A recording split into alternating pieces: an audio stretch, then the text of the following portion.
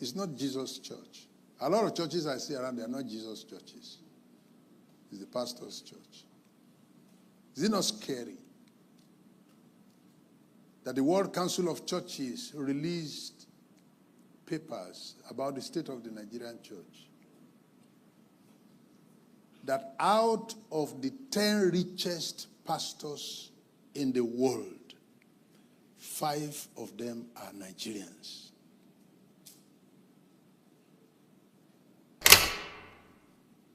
But out of the 10 richest churches in the world, there's no Nigerian church there.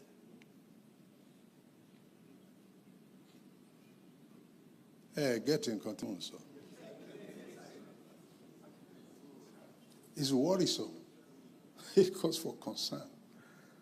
World Council of Churches. Out of the 10 richest pastors in the world, 5 are Nigerians. And then, out of the 10 richest churches in the world, no Nigerian church is in the number.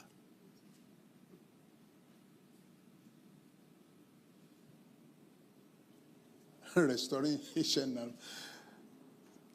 Last week, I was in Dublin. I was in Irish, Republic of Ireland. And I went to preach in a Roman Catholic university that was built about 200 years ago. The Roman Catholic Church is the richest church in the world. The Pope has no private jet. Whenever the Pope wants to travel, in January, they make a list of his itinerary for the year. You are going to have to patiently listen to me and endure me. Because some of you are not going to be comfortable with some of the things I'm saying. Because some of you are preparing and praying and fasting so that you will soon buy a private jet as a man of God. Please go ahead and buy it. But listen, the richest church in the world is the Roman Catholic Church. I preached in a Roman Catholic university last week in Dublin.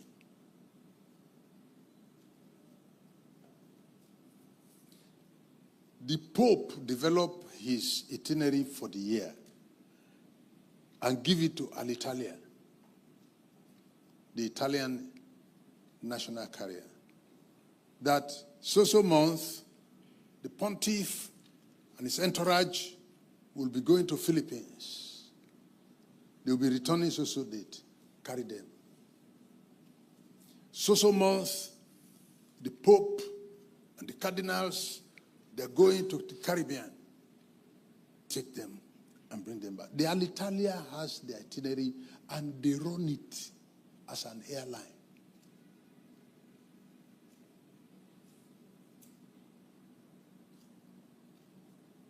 And when you Pentecostals come up with some of the stuff and the brandishing and the financial recklessness that you have put the tithes and offerings of the people into, and also recklessness in the use of power, both spiritual and otherwise, the Roman Catholic people are laughing.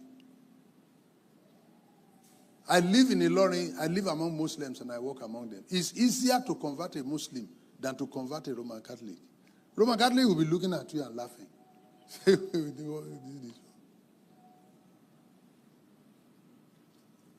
In Dublin,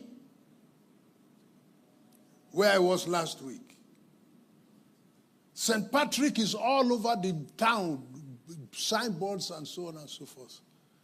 St. Patrick is a Roman Catholic priest.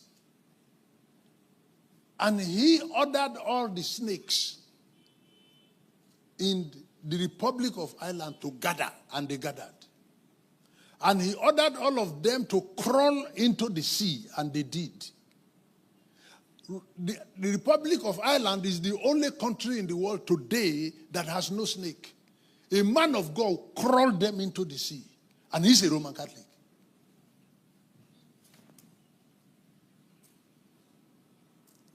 Mommy and I were passing through Paris on Monday. And Mommy pointed to the wall and said, "See the picture of Father Dennis." Father Dennis. Father Dennis was a Roman Catholic clergyman. And he used to come to preach in a square in Paris,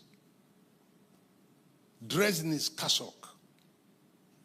And one man walked up to him and said, "Don't come here to preach again. We don't want to see you around here. Don't come and talk about Bible here." And Father Dennis would not hear. The last time Father Dennis preached in the square in Paris, the man arrived with a knife and was sitting to one side of the square and sharpening his knife while Father Dennis was preaching. The noise of the sharpener will attract Father Dennis all the time, so he takes a glance at him. And the man also takes a glance at him. "You will soon hear from me." And then he will be sharpening. And when he was done with the sharpening, he sharpened it so sharply he didn't want to throw the knife twice. So he went to Father Dennis and told him, "We've told you not to come here to preach. You refuse." Wham! One swing. Father Dennis' head dropped down. And Father Dennis himself picked his head in his hands. And the head continued to preach. And the head was saying, "I have not finished talking." The man put his knife down and ran away. And Father Dennis carried his head in his hands and trekked for miles. And his head was still preaching in his hand. Until blood finished in the body of Father Dennis and he collapsed and died with his head in his hand. You go to Paris today, you ask of the blood street. The blood street is that street where the blood of Father Dennis stained the whole road till he died. And where he died, the Roman Catholic people went and built a cathedral there and put a sculpture of Father Dennis in front of that cathedral with his head in his hands. So when you Pentecostals are talking about signs and wonders, miracles, the Roman Catholic people are laughing.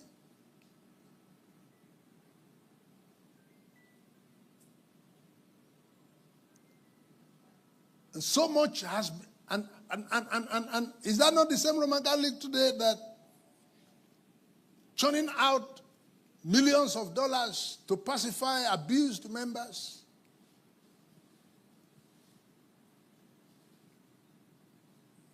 This house is collapsing.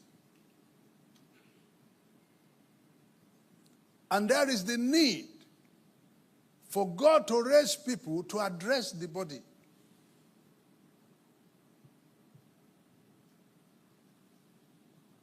Sometimes, rehabilitation, restructuring, repairs can be very costly.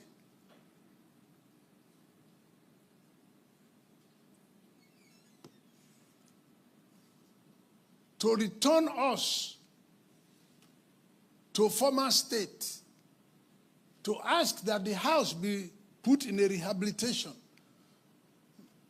get workers to remove the roofing sheet that is leaking and put another one, strengthen the pillars, and so on and so forth. It's a great work. The kind of ministry that we're gathering around this morning is a great work. And I have wept and wept on this because there are more who are damaging it than those who are repairing it. Those who are damaging it have the social media to their advantage. They have money to their advantage. They have education to their advantage. They have seized the front lines of public news and media. Those who are repairing it don't have money. Those who are repairing it are conservative. Those who are repairing it are looked at as primitive. So the damage to the house of God, those who are repairing it, they are fewer than those who are damaging it. Those who are damaging it are doing it daily, day and night. And they are not stopping. To have this man volunteering to throw himself into the repair network is a very daring one. People in repair ministry are hated. People in repair ministry, they are hated. Because there are those who are benefiting from the spoilage. And they don't want to see repairers around. We appreciate your time with us. If you've been uplifted, kindly like, share, and leave a comment in the comment section. God bless you.